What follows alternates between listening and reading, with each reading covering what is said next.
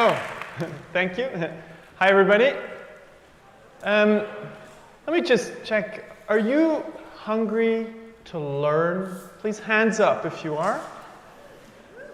Otherwise, you can leave the room now. Okay, I'm going to try to get you to work a little bit. So I'm going to talk about tools to help you design, test, and build products and services customers want. Now, that's what you all do, right? That's your profession. So I'm going to try to help add something to the mix. Okay, and I'm a bit of a tool geek, which seems pretty weird, but I really think conceptual tools and software tools can help us even with more strategic issues. So together with Yves Piner, we wrote this book, Business Model Generation. It was pretty successful. Now we created a software company called Strategizer. But what fascinated my team and myself is how these tools, in particular the business model canvas, are spreading around the world. So here you have Tim Murphy, former chief product officer at MasterCard.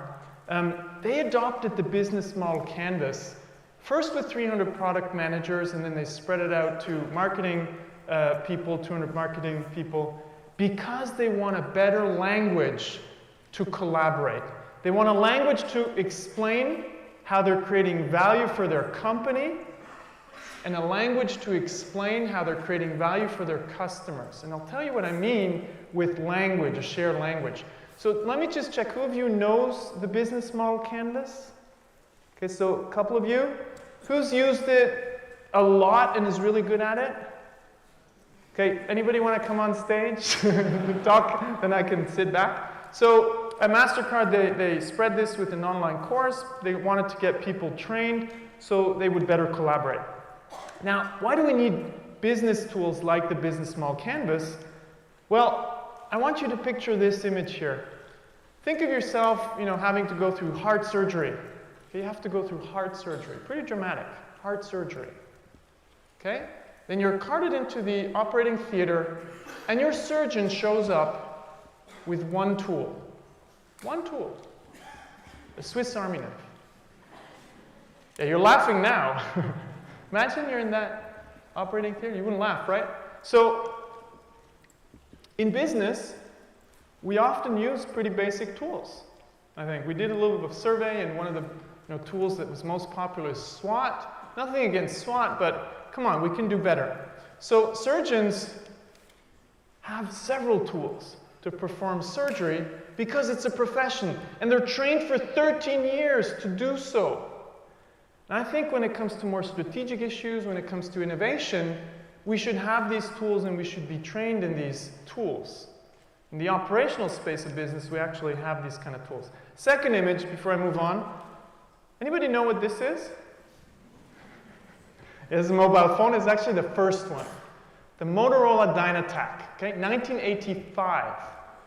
Picture yourself in a meeting with your colleagues, phone rings, and somebody pulls out this thing out of their pocket, or out of their bag probably. You'd think, that's pretty weird. Phone from 1985? Come on.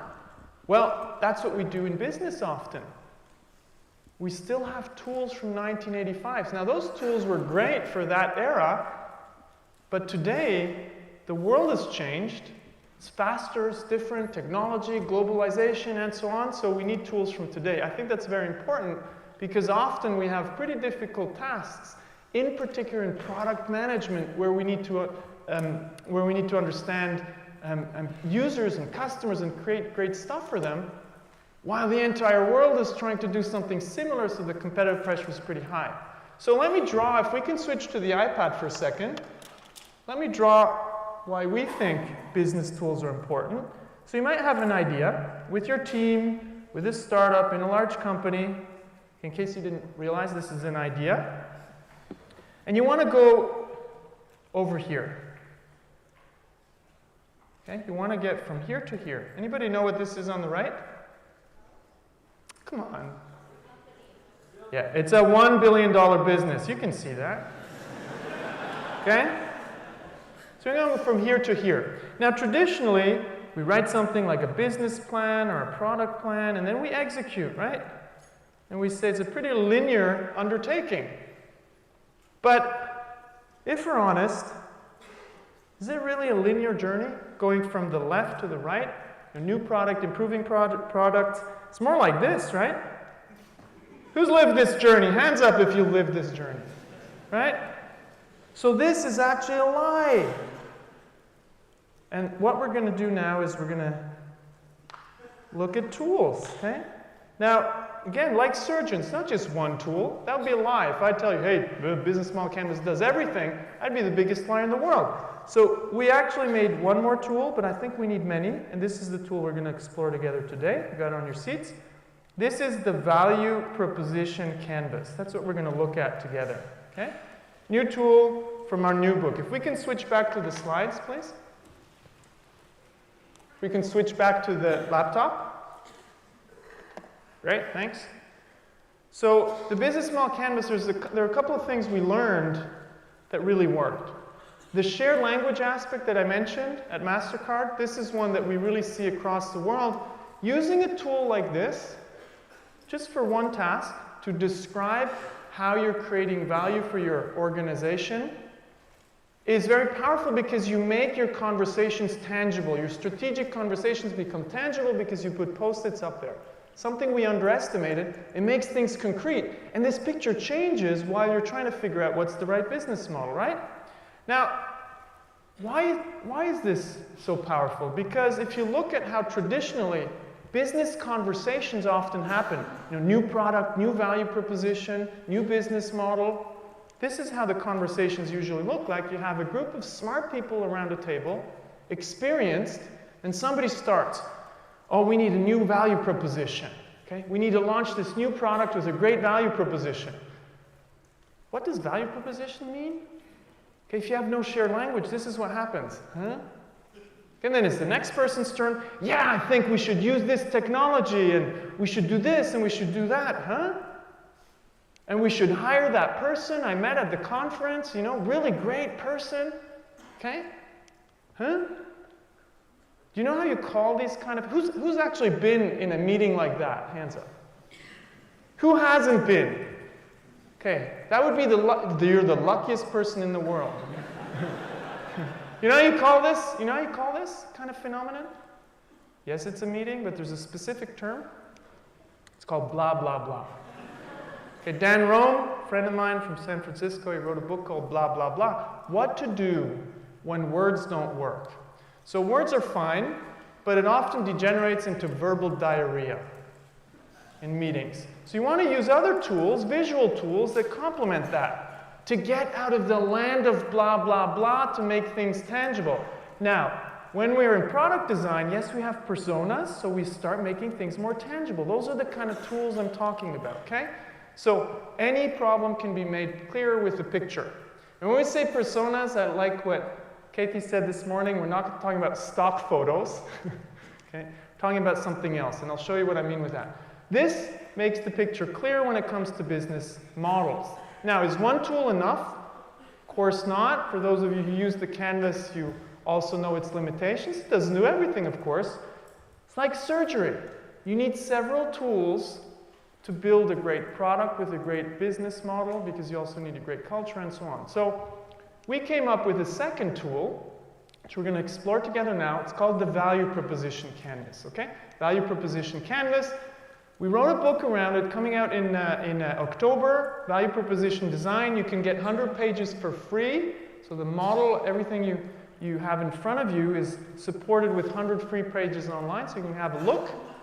And if you want a limited pre-edition version, you're going to start tweeting about this now.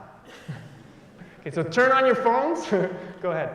So you can get part of it for free. If you want a limited edition, you can tweet a bit about it. So what's the Value Proposition Canvas about? It's about taking two pieces. I'm not going to talk more about the business model canvas. You're going to take two things here: the customer you're targeting, or the user you're targeting, and what you're offering them. The value proposition, this fancy word. The value proposition is what you build around your products and services. Now, that's pretty fuzzy. Yeah, I can say who my customer is, and I can say what my products and services are. But can I really describe how my products and services are creating value? Not with this tool, but what if we had a map that would allow us to zoom in? And that's what we're going to do now. We're going to zoom into the customer and the value proposition. And I'll show you why this is so important that we can articulate how we're creating value. Because we can articulate the features we're building, but can we really articulate how we're creating value? I'll show you a little parody here to show you how not to do it. Hey, I've got a great idea for a business. That's exciting. Tell me about it. I've developed a chemical isomer that links to volatile organic compounds causing carbon bonds to rupture and wraps them in a nanotube coating. Huh, that's a little confusing. Can you dumb it down for me? Sure. What I do is I take a proprietary isomer that I developed with a picric acid wash that hollows out the carbon bonds and replaces them with a nanotube wrapping. Okay, so I guess it's pretty technical. Oh yeah. I've been working on this isomer for 9 years. So what's the business idea? To sell it. To who? Everybody will want one. What for? So they can wrap their volatile organic compounds in carbon nanotubes. I think you might need a target customer. I don't think I need to wrap my compounds in your nanotube. Well, maybe not you. So, for people who buy it, what's the value you are providing them? I've developed a chemical isomer that links to volatile organic compounds causing carbon bonds to rupture and wraps them in a nanotube coating. You've said that already. This is getting annoying. Why should anyone care about your isomer? I spent 9 years on this. I know that. Okay, pretend I'm an investor. How can I make money off your product? By selling it. You're a smart guy, but try not to think like a scientist. Think like a business person. Okay. Value chain. Term sheet. I have to go now and answer that. That's not your phone. I know. Okay, so okay. None of us would admit that sometimes we're not that far away from that, right? So, of course, if you're in science and research, you get excited about your stuff. But you know what? When we build products, I mean, I co-founded a startup which we're trying to push, and we get excited about our stuff. But do we always articulate how we're really creating value for our customers? How quickly do we get, excited about our product and our features? Well, it's normal, right? So I think we can do better. So let's map out this customer. And I'm not talking about the traditional persona. I'm talking about a simple map that allows you to capture kind of the knowledge that you probably already have, but organize it in a slightly more actionable way, okay? So you want to understand 3 things. We want to map out 3 things for a particular target customer segment. The first thing we heard a couple of times today, jobs to be done. What are the jobs our customers are really trying to get done? So not how much do they earn and so on, but really what are the jobs they're trying to get done? Remember the pizza image? Yes, Barack Obama eats pizza, everybody eats pizza, right? What are the jobs behind that? Then the second thing here is, what are the customers' pains? What are the things they hate? What is it that doesn't work? What are the obstacles? What are the risks? Okay, we'll get a little bit into that a bit more afterwards. And what are the gains? What are the outcomes that they want to achieve? The expectations that they have, the things that they expect from doing a job well. Okay, so those 3 things. Now let's look at that a little bit with an example. Customer jobs. It's a concept for those of you who know it. Who's heard of customer jobs? Jobs to be done? Probably many of you. For those who haven't, have a look at it. 2 groups kind of made this popular. One around Tony Ulwick, who says the focus should be on customer jobs. When you're trying to create value, understand their jobs. The other group is around Clayton Christensen, known for disruptive innovation. He thinks his jobs to be done concept, which a couple of people developed, is even more powerful. He says we hire products to do certain jobs for us, okay? So, jobs. Let's look at an example here. Tesla, okay? Potential buyer of a Tesla. If you look at the jobs of a potential buyer of a Tesla, so who is it? Okay, they're targeting actually upper middle class male, $100,000 income or more.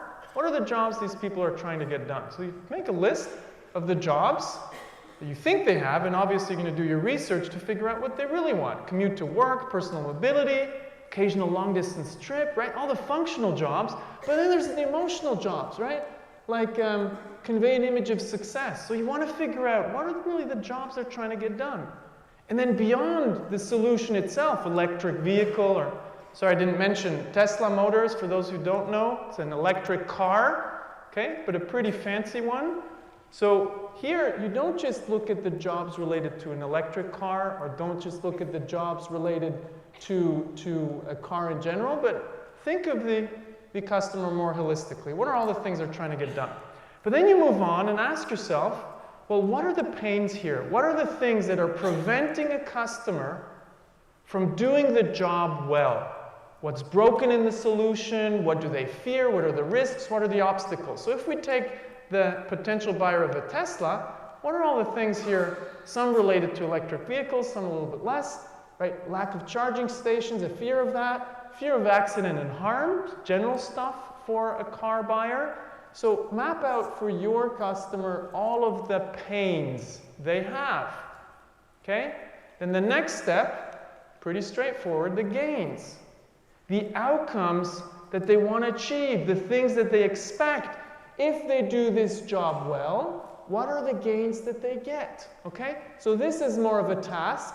This is an outcome that they want to avoid, and this is an outcome that they want to achieve. Maybe that they desire, maybe that they expect from you, okay? So if we take the Tesla, what are some of the things that they want, the gains that they want from a car, from an electric vehicle, from getting from A to B? Could be public transportation. Well, case of cars, design, that it performs like a sports car, whatever car it actually is. In case of electric cars, that it has a certain minimum range. So you ask yourself, what are the gains that they expect or that they even dream of, like a self-driving car, okay? So this is stuff you know, but do you organize it in a shared language with a map like this that can be shared across the different parts of an organization? Technology, marketing, finance. This gives you a way to map your customer, okay? Now, that picture alone is not enough. What are you going to do next? So the next thing you do, you organize that into the most important jobs, pains, and gains. Because then you now know how you're going to start addressing this. And the more you can make it tangible and put numbers on it, the more you actually have. What do you have? They're measures of success and they're measures of failure. What prevents them from getting a job done? And what do they want to actually get from completing one of these jobs, okay? So, what I want you to do now, since I'm a Swiss and I like others to get them to work, I'm going to get you to work now. You are going to pick one customer and you're going to sketch out a customer profile in 6 minutes, okay? And then you're going to create a product afterwards. So, it should look, now we don't have enough time, something like this when you do it in the real world can take 40 minutes or so. You're going to get 6 minutes since you're so smart and so fast. I want you to choose one customer. Picture maybe even a concrete customer or user and then sketch out their profile. But one thing first, I want you to remember, okay, individually, do not think too much of what you're offering them. Because if you take a Tesla buyer, potential Tesla buyer, we had one like personal mobility, they could get around with the bus and the train. Maybe not in the US, but in London, okay? So don't think of your solution. You want a customer profile that allows you afterwards to come up with new solutions that might not have that much to do with what you already do. Got me on that? Okay, so let's go. I'll give you 6 minutes. 6 minutes. And I want you to do this exercise well, because if you do it well, we can do something cool afterwards, okay? So please do it. Let's get going. 6 minutes. Hands on. Hands on.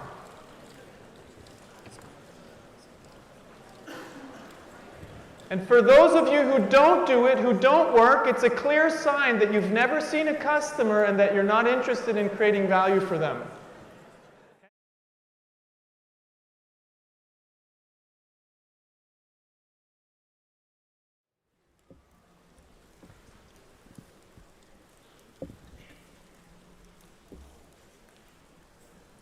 Okay, so can everybody listen? Everybody listen? So what you're doing here is you're mapping stuff that you probably already do, but now you have this map. And this map is a pretty good language to share your understanding of customers either across a team or across parts of your organization. And this map will obviously evolve because you can start, let's say you decide in a meeting room, oh, we're going to target this customer segment, but you don't know them. It doesn't matter if you start mapping it out with sticky notes and say, I think these are the jobs, pains, and gains they have. That's your start. And that's the basis for your user research afterwards, your client research, customer research, because then you're going to start to verify, and this map will change the more customers you talk to until it becomes the reality. And it's really important that you arrive at a stage where you can say, these are the most important jobs, pains, and gains of our customers. So this map evolves, the shared understanding evolves. Now what I want you to do next, I'll give you 1 minute. I want you to order them in 3 columns with the most important jobs on top, least important on the bottom. Most extreme pains on top, least extreme on the bottom. Like I did for the Tesla, we had 3 columns, okay? Quick minute to sketch that out. Most important jobs at the top.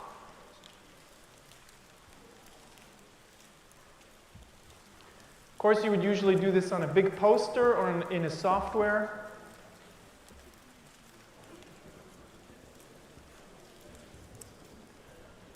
Okay, that's fine, that's fine. Let's continue together. Let's continue together. Doesn't matter if you're not totally finished, okay? You get the point. Okay? Let's continue together. So, now we've mapped our customer, we observed our customer, we shaped our customer. This is something that allows you to organize your research, and then you will do segmentation. You'll see maybe different customer segments based on different jobs, not based on their income, not based on the place they live, the geography, but based on their jobs, based on their pains, based on their gains. Very different way of segmenting, okay? But now let's move to the value proposition, okay? Now we're going to ask ourselves, how are we creating value for that particular customer? So the first piece here is really easy. We just zoom out to the business model back in. The first piece is really easy here. We're just going to describe 3 things. The first one is your products and services. It's just a list of the particular products and services you're offering to this customer segment. Okay? But now here's where it gets interesting. Now you're going to make explicit how your products and services connect with the jobs, pains, and gains of your customers. It's not about listing the features. No, it's about explaining how you're creating this connection. So let's go back to the Tesla. Now we're going to explain here, how do the products and services, I took the Model S with a 60 or 85 kilowatt battery, 8-year battery warranty, and you add options on top in your car. How does this create value for the people over here? Well, let's look at the pain relievers. A couple of pain relievers here. Question is, how do our products and services kill or relieve the pains over here that we mapped out? And here we're not going to address everything. No value proposition kills all the pains, relieves all the pains. It's just some that we address. We make a choice. This is design. This is not design. This is observation. This is design. So their batteries charge. In 1 hour, they get 45 to 90 kilometers, which means that if you charge for an hour, you get 45 kilometers of independence. Addresses here some of the stuff like frequent charging, the fear of a dead battery. In terms of space here, the Tesla Model S, 5 seats for adults, 2 seats for children. Okay, 2 more things here. Well, the range, 350 kilometers to 450 kilometers. And here's an exciting one. It's the safest car in the world. The safest car in the world, at least if you believe the National Highway Transportation something administration. Safety administration. There you go. Okay? And then the gains. And here is where they differentiate. You can use another tool to assess the differentiation. Now let's look at the top. Let's look at the gains. The gains. Has anybody of you heard of Better Place? Who's heard of Better Place? Who's heard of the Nissan Renault Leaf electric car? Okay, a couple of you. Nobody wants a Leaf. Because you can see they're an electric car, they're ugly, and their performance sucks. If you take, at least these people here would never buy a Leaf. Why? Because they have other expectations here, gains. Okay? So if you look at the Tesla, it's closer to the performance of a sports car. It actually goes from 0 to 100 kilometers in 4.4 seconds. I have no clue of cars. I had to do a lot of research to understand this. But the Model S doesn't look and feel like an electric car because they understand the jobs, pains, and gains of their customers. They designed a car for that particular customer segment. They focus on design. Looks more like a German car than an American car, and definitely not like an electric car, okay? And then inside they have a 17-inch screen to give it a bit of the technology feel. So this really connects. And this in the startup world, some of you might know, this is called product market fit, right?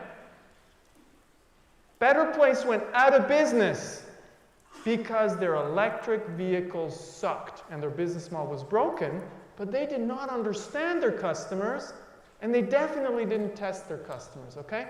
So, what I want you to do, one last exercise for today, let's just see if I still have time, is now you're going to design a product, a value proposition. So what you're going to do now is you're going to take an existing product and just maybe add a feature, or you're going to just put one product idea on a piece of paper. You're going to put it here, okay? So you're just going to put a feature here. I'd say feature is easier than an entire product. A feature that you're adding to an existing product. And then the next sticky note is going to be either how does it kill pains or how does it create gains. It can be either this, or one here and one here. But you'll have a maximum of 3 post-it notes, okay? This is a prototype brainstorming, so I'm going to give you 1 minute. Come up with a product feature. Okay, one product feature that you're going to add, and you're going to explain how it kills a pain that you should have on the right-hand side, or how it creates a gain, okay? Okay, come up with one feature, and point out how it kills a pain, alleviates a pain, or creates a gain. Great. Let's move on. Somebody told me you always need to put a gap like this in slides, and everybody will love your presentation. So I did this. This is what you don't want, right? So basically this obviously needs to connect with this. But what you're doing here is you're making it explicit. And the power of explicitness is unbelievable because it gets you beyond the land of blah, blah, blah. Here, you now have a map to tell everybody in your organization how are your products and services alleviating pains or creating gains. Here you can have a limited number of things. It's the choices you make of what to do and what not to do. Okay? And here you're going to have a whole lot of things. Here you make the choice to connect it with this. Okay? So if we take the Tesla kind of disappeared. Where did that one go? Sorry, I had the Tesla somewhere. But basically, oh yeah, we saw before, the Tesla really makes this connection, right? This is something that Better Place, electric vehicle company with battery swapping station, didn't get right, and that Nissan, most electric cars, don't get right, okay? They might be targeting a slightly different segment, but it didn't work. So here's the last piece, and here's where all this stuff connects with the whole lean startup and customer development movement. So you might know Steve Blank's work, customer development. Who's heard of Steve Blank and customer development?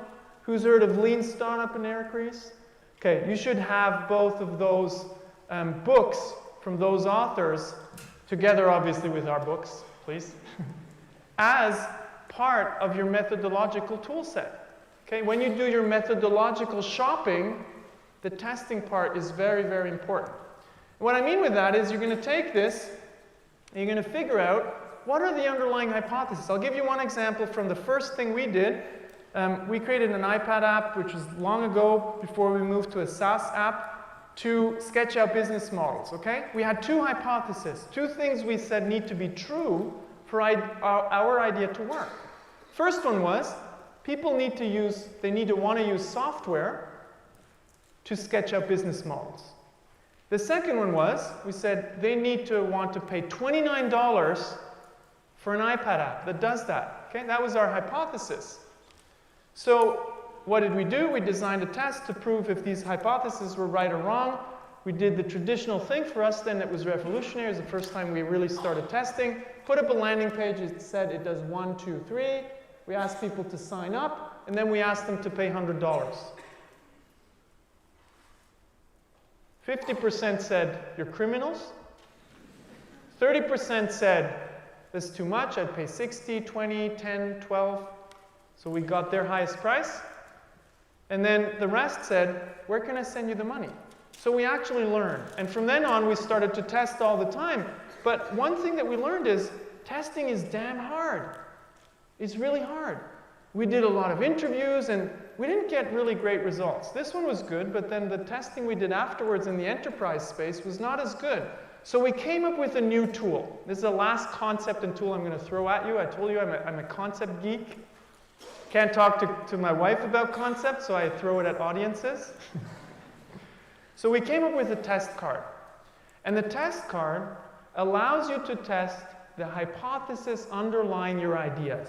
Okay? So I show you what I mean with that. In our case, one of the hypotheses was people are interested in using an iPad app to sketch out business models. Okay? Straightforward. So we designed this test card where you give the test a name, you assign it to somebody, and then you start with describing what's your belief. Okay? What's the one thing that has to be true for your idea to work? So basically, you'll come up with a lot of things. Then you'll pick the most important one, the critical hypothesis. So here, I'll say, we believe that people are interested in using an iPad app to sketch out business models. That was our belief before we designed or sold anything, okay? Then, we didn't have the test card yet at that point, unfortunately. Then we would say, okay, to verify this hypothesis, what are we going to do? We will create a landing page with email sign-up. And then the next thing, we're going to describe explicitly what are we going to measure. So all I'm doing here is taking all the lean startup and customer development theory and putting it into a tool, because there was no tool before. So what are we going to measure? We're going to measure the proportion of people who sign up compared to total website visitors.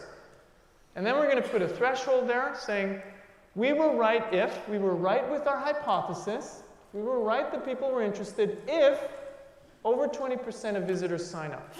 Okay? So here you have it. It's a simple way to sketch out the tests you're going to perform. And you can use it as a brainstorming tool. You come up with 20 tests, and then you ask yourself, well, what's the test I'm going to perform? Which one is the test I'm going to perform first? And these kind of tools, I think, is a more professional way to work than what we're doing until now. I think we're going to become, a bit like surgeons. What we do in strategy, innovation, and product managers are already using tools at the operational levels for sure, but also with personas. But I think we can do even more. This is going to become a real profession where we're going to have our toolbox, okay? So, for your idea, it's the last exercise. We have 4 minutes to go. So I want you to do one thing. I want you to take your hypothesis now and ask yourself, what needs to be true for this feature that you came up with to work and create value? You probably can come up with 10 things. Just write one down. Write one down. I want you to write it down just so you've done it. Because change only happens when we do things. So I want you to write down for your idea that you just have, one thing that needs to be true for that feature that you put up, for that idea that you put up, for that to work. Okay? Just write down what needs to be true.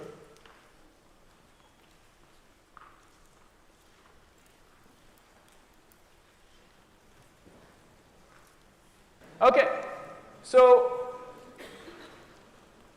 we're going to send you, the organizer is going to send you this test card so you can actually try it out. If you take the things you want to make, the products you want to build, the business models around them. You ask yourself, what needs to be true for this to work? And then you can sketch out some tests. So what I tried to get across here is just a couple more tools that help you do what you already do in a slightly more structured way, but without stifling your creativity, without stifling the experience that you have. But I think, sorry for the analogy, we're going to become innovation accountants. We're going to work a lot more like accountants or surgeons because we're going to have tools that allow us to almost account for the value we create for our companies, our organizations, and the value we're going to be able to explicitly show how we're creating value for our customers with tools like this. So I hope you learned something. Thank you very much for paying attention and working, actually. Great.